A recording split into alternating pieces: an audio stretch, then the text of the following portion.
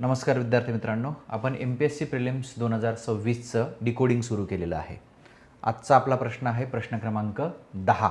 या सिरीजमध्ये आपण सोर्सेस अलोकेट करतो आहोत. काय आहे प्रश्न?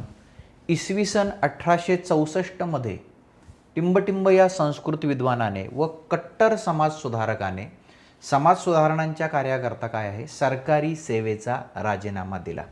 ॲन्सर जे दिलं आहे विष्णुशास्त्री पंडित. आता हा प्रश्न सोडवताना मग याचं सेक्शन काय आहे, जसं आपण या अगोदरच्या व्हिडिओमध्ये म्हटलं तर महाराष्ट्र समाज सुधारक अशी याची विभागणी मी केलेली आहे. म्हणजे पर्टिक्युलर व्यक्तीवरती प्रश्न विचारायचा.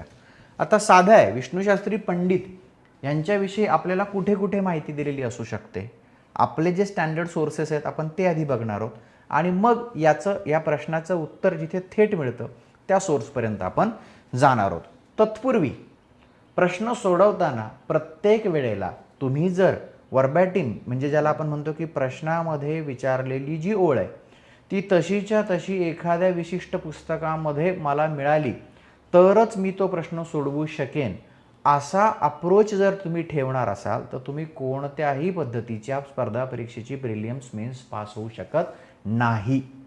आपला जो कॉमन सेन्स आहे, दुर्दैवानं महाराष्ट्रामध्ये स्पर्धा परीक्षेचं शिक्षण देणाऱ्या लोकांनी ह्याला फार एकदम ज्याला आपण म्हणतो ना रोड साईडच्या लेवलवर आणलं आहे की आम्ही कशा पद्धतीने तुक्के शिकवतो, आम्ही कशा पद्धतीने याच्यामध्ये कसं 50-50 करायचं हे शिकवतो. तर असं नाही आहे.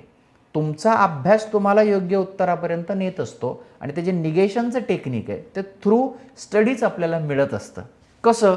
समजा आता आपण इथे 1 बाय 1 एका पर्यायांचा विचार करायला सुरुवात केली तर इथे बाळशास्त्री जांभेकरांचं नाव आपल्याला दिसतं. दर्पण, दिग्दर्शन आणि त्या संदर्भात आपण वाचत असतो की श्रीपद शेषाद्रीचं प्रकरण. आता हे जेव्हा मी बोलतोय तेव्हा नव्या लोकांनी हे गृहीत धरायला पाहिजे की ही जी माहिती सर आपल्याला देतात ही आपल्याला असणं आवश्यक आहे. आपल्या अभ्यासातनं प्रिलिम्सच्या दिवशी सकाळपर्यंत हे आपल्याला कळलेलं असलं पाहिजे की जांभेकरांनी सुरू केलेलं दर्पण आहे, 6 जानेवारी जो पत्रकार दिन आहे, दिग्दर्शन आहे आणि अवघ्या 35 वर्षांचं आयुर्मान लाभलेले जे काही बाळशास्त्री जांभेकर आहेत ते 1846च्या सुमारास त्यांचं निधन होतं आहे. त्यामुळं 1864मध्ये जांभेकरांनी नोकरी सोडण्याचा प्रश्नच उद्भवत नाही. त्यामुळं हा पर्याय जागेवर जातो. दुसरं महत्त्वाचं, मगो रानडे का असू शकत नाही तर आपल्याला माहिती आहे की आपण म्हणतोच काय आहे त्यांना, न्यायमूर्ती रानडे. न्यायमूर्ती रानडे आणि आपण रमाबाई रानडेंचं चरित्र अभ्यासू द्या, रानडेंचं चरित्र अभ्यासू द्या, आपल्याला सगळीकडे एक गोष्ट दिसते की रानडे आता पुण्याला आलेले आहेत, रानडे आता दुसऱ्या ठिकाणी नोकरी करतायत आणि ते न्यायपालिकेमध्ये आहेत, ते जस्टिस जज आहेत आणि मग त्यानिमित्तानं त्यांचं जी काही सगळं तिथलं कार्य आहे त्यांच्यावरच्या मर्यादा आहेत. सरकारी सेवेत असल्यामुळे इंडियन नॅशनल काँग्रेसच्या त्या याच्यामध्ये फर्स्ट डेलिगेशनमध्ये 72मध्ये त्यांचं डायरेक्ट नाव का नाही आहे हे आपण शिकलेलो असतो. त्यामुळे मग जर रानडे हे न्यायमूर्ती आहेत तर ते 1864मध्ये कसं पद्धतीने सरकारी सेवेचा राजीनामा देतील. त्यामुळे रानडे आणि जांभेकर हे जागेवर एलिमिनेट आपल्याला करता यायलाच पाहिजेत. ते जर आपल्याला करता येत नसतील तर आपला अभ्यास नाही, आपली पात्रता नाही. मी हा शब्द प्रॉपर वापरतो. आपलं we are not qualified at all की नाही बाबा माझं समाज सुधारक काय, मला हिस्ट्रीचा सेन्सच नाही आहे. जांभेकर आणि रानडे जागेवर आपल्याला तिथे निगेट करता आले पाहिजेत. आता प्रश्न उरतो KT तेलंग आणि विष्णुशास्त्री पंडित यांचा. तुम्ही माझ्या टेस्ट सिरीजचे डिस्कशन जेव्हा बघाल तेव्हा तुमची एक गोष्ट लक्षात येईल किंवा याच चॅनलवर तुम्ही एक प्लेलिस्ट सर्च करा, समाज सुधारक सिरीज आहे त्याच्यामध्ये माझी. त्याच्यामध्ये मी महत्त्वाच्या समाज सुधारकांवर अनेक लेक्चर्स टाकलेले आहेत. त्या प्रत्येक समाज सुधारकावर बोलताना ना मी पहिलं काम हे करतो की तिथे नाव लिहिलं की त्यांचा जीवनपट जो आहे ना तो सांगत असतो. म्हणजे KT तेलंग 1850 ते 1893 अवघं 43 वर्षांचं आयुर्मान लाभलेले KT तेलंग आणि हे सुद्धा न्यायमूर्ती KT तेलंग आहेत. न्यायमूर्ती KT तेलंग आहेत. हे बॉम्बे हायकोर्टाचे न्यायाधीश राहिलेले आहेत. 1850चा त्यांचा जन्म आहे. म्हणजे न्यायमूर्ती KT तेलंग, न्यायमूर्ती मगो रानडे आणि कमी आयुर्मान लाभलेले बाळशास्त्री जांभेकर या तिघांनी 1864मध्ये सरकारी नोकरी सोडवण्याचा कोणताही प्रश्न येत नाही. हा साधा सेन्स आहे.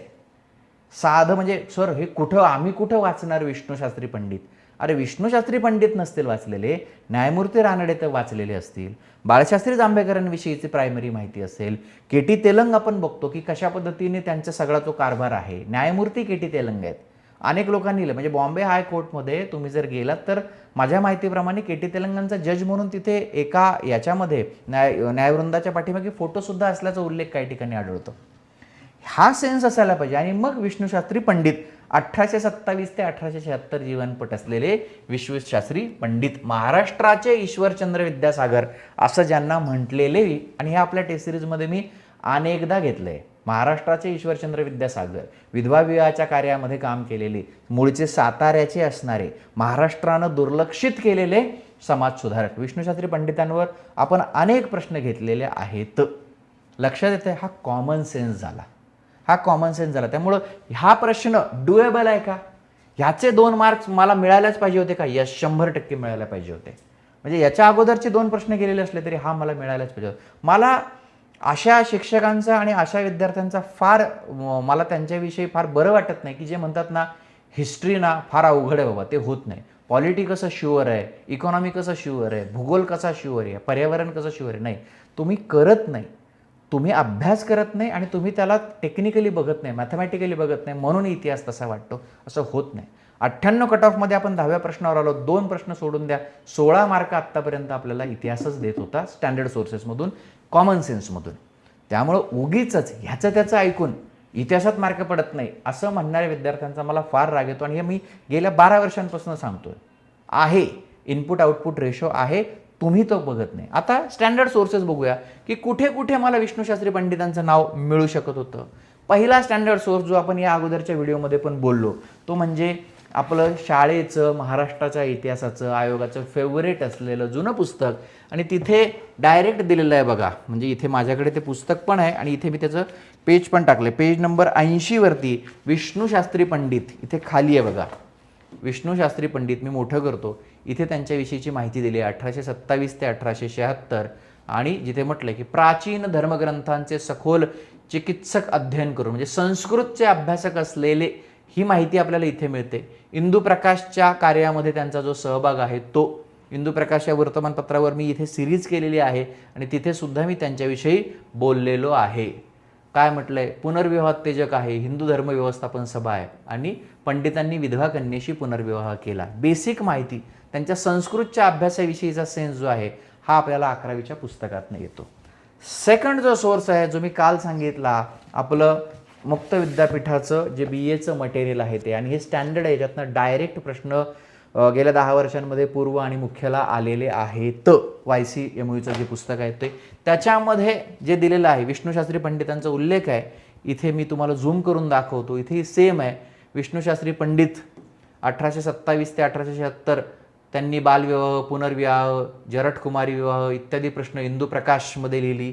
व्याख्यानं, चर्चा हे सगळं त्यांनी केलं. ईश्वरचंद्र विद्यासागरांच्या विधवा विवाह या ग्रंथाचा मराठी अनुवाद केला आणि त्यांच्या सगळ्या संस्कृत याच्याविषयी लिहिलेलं आहे. कुसुमताई पटवर्धन या विधवेशी विवाह करून आदर्श उदाहरण दिले.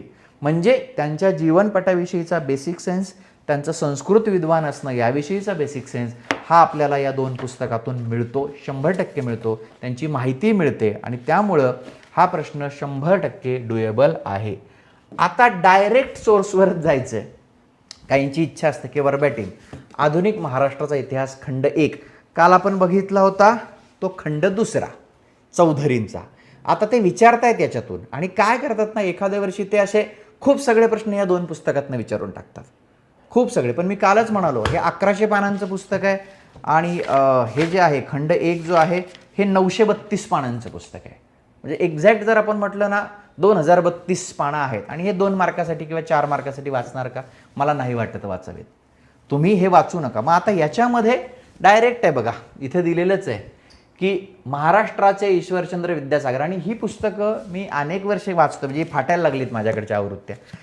आपल्या टेस्ट सिरीजमध्ये ह्याच्यातलं सगळं मी घेऊन संपवलेलं आहे. मी नेहमी सांगतो, आपल्या ॲपवर जाऊन तुम्ही जुन्या टेस्ट सिरीज जर परचेस केल्या आणि त्याचे व्हिडिओ बघत बसलात ना, सगळं काम होतं. प्रिलियम्स ही अजूनही खूप ट्रॅडिशनल आहे. सगळं बोललेलं मी, याची चाळणी करून डेटा सगळा टाकून दिलेला आहे. या सगळ्या पुस्तकांमधलं काय आहे, इतके त्यांचे कार्य महान होते. साताऱ्याच्या या पंडितांचे नंतरच्या काळात महाराष्ट्राला विस्मरण झाले. सत्य हेच आहे की विष्णूशास्त्री पंडितांनी नोकरीचा त्याग करून विधवा विवाहाच्या चळवळीस वाहून घेतले होते. ईश्वरचंद्र विद्यासागरांनी जे कार्य बंगालमध्ये केले तेच विष्णूशास्त्री पंडितांनी महाराष्ट्रात केले. समाजाच्या रोषाला टीकेला न जुमानता इंदुप्रकाशमधून स्वमत प्रतिपादनाचा धडाका लावला. संस्कृत असणं, नोकरीचा राजीनामा देणं हे सगळं तिथे येतं. डायरेक्ट सोर्स आहे. त्यामुळं डायरेक्ट सोर्स म्हणालात तर हे चौधरींचं पुस्तक, जिथे ते वाक्यच सापडतं की नोकरीचा त्याग केला, संस्कृत पंडित आहेत. आणि कॉमन सेन्स जर घ्यायचा ठरला तर आपली जी रेग्युलर सोर्सेस आहेत, स्टेट बोर्डाचं पुस्तक आणि ते, आणि हे काही न घेता सुद्धा हा प्रश्न सोडवता येत होता. रानडेंचं न्यायमूर्ती असणं, जांभेकरांचं अकाली निधन होणं, के.टी. तेलंग हे न्यायमूर्ती असणं, तर एकच पर्याय जो आहे तो तिथे उरतो. दुसरं, संस्कृत विद्वान या शब्दावरून आपल्याला विष्णूशास्त्री पंडितांपर्यंत जाता येत होतं. लक्षात येत आहे? सो हे सोर्सेस अलोकेट करणं आणि प्रश्न कसा सोडवायचा हेही बघणं. मी 10 प्रश्न डिस्कस केलेत, अजूनही मी बरेच प्रश्न डिस्कस करणार आहेत. माझा प्रयत्न हा कधी, ज्याला आपण भंपक बोलणे म्हणतो, मोघम बोलणे, हा नसतो. ज्याला आपण एक म्हणतो की प्रॉपर अभ्यासाच्या ह्याच्यातनंच बरेच विद्यार्थी जे कॉन्टेंटला फॉलो करतात, जे अभ्यासाला फॉलो करतात, ते आपल्याला फॉलो करतात. आपला प्रयत्न तोच आहे. त्यामुळं ज्यांना नेक्स्ट इयर प्रिलिम्स क्रॅक करायचे त्यांच्यासाठी एक्सरसाइज खूप महत्त्वाचा आहे. एक प्रश्न एक व्हिडिओ ठेवण्याचं कारणच ते आहे की त्याला असं मोठं करून आपल्याला बघता आलं पाहिजे. आपली नजरच बदलते, दृष्टीच बदलते जेव्हा आपण अशा पद्धतीने प्रश्नांना डील करतो. प्रश्नपत्रिकांचं ॲनालिसिस करणे आणि मगच अभ्यासाला सुरुवात करणे नवीन विद्यार्थ्यांसाठी हे लक्षात त्यांनी ठेवायला पाहिजे.